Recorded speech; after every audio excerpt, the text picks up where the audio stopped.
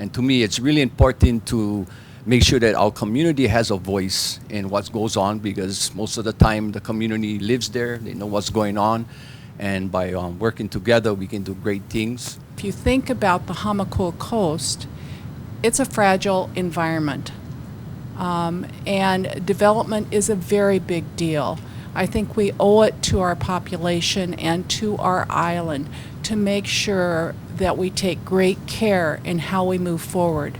You know, this resolution is basically saying that we have a change coming, so let's wait. You know, that would be like saying our council will change, so let's postpone any further action until the council changes. And is this the right thing to do?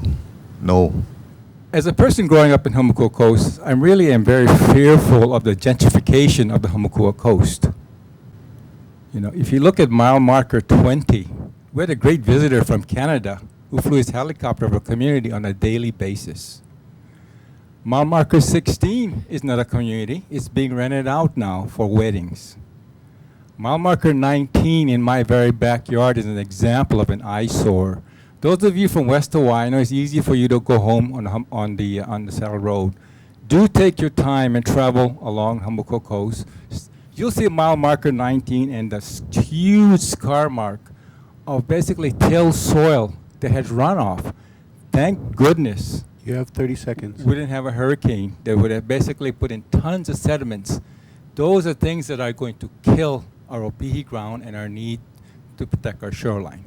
So please, this is simply just a temporary stall to reflect the wishes of the community as someone who was born and raised here. Thank you so much.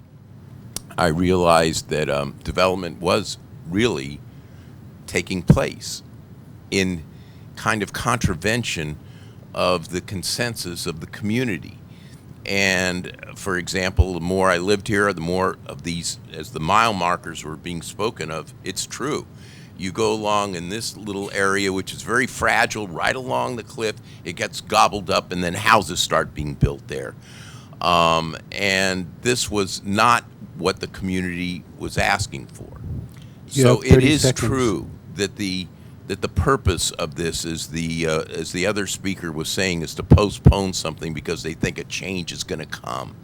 I think that's a true statement. I think this change is coming.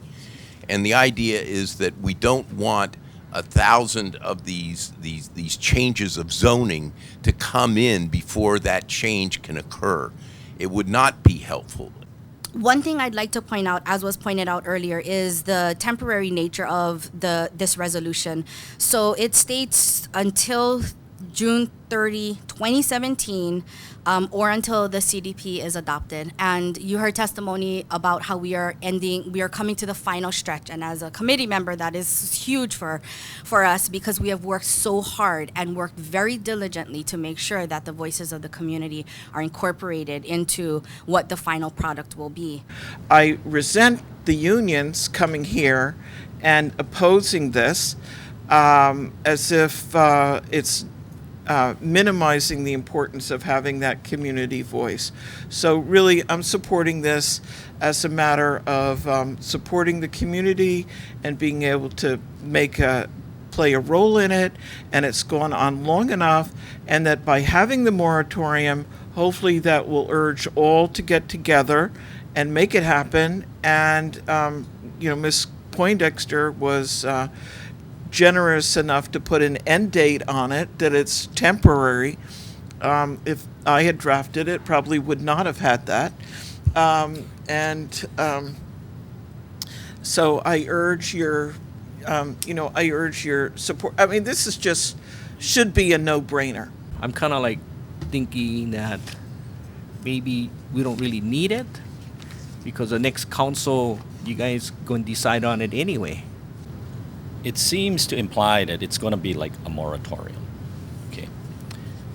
And I'm not really fond of moratoriums, quite frankly. I'm concerned, and to Ms. Poindexter's credit, she did put a drop-dead date on all of that. Realistically, I think it's, we're not going to have any adverse effects based on what you tell us. No applications presently pending, and it takes a while to process these applications anyway. So, come 9 months. But even so, I think 9 months is probably too long. I'm still going to vote for it. But I just wanted to let you guys know, I think from a legal standpoint, that might be a bit too long too.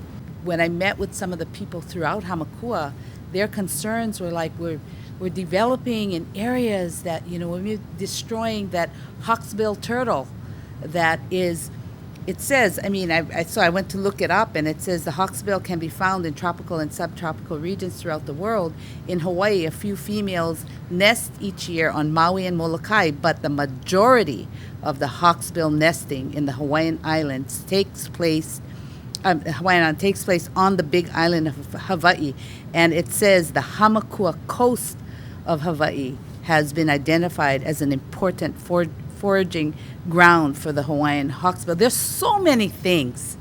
And in the CDP, they talk about preserving ag. There's so many things going on. Our cliffside studies that need to be done in Hamakua so that we can protect our endangered species. So this is, I feel, is a small step in the right direction. I shouldn't say small step. It's a big step because we are respecting the voices of our people and the concern to protect what we have.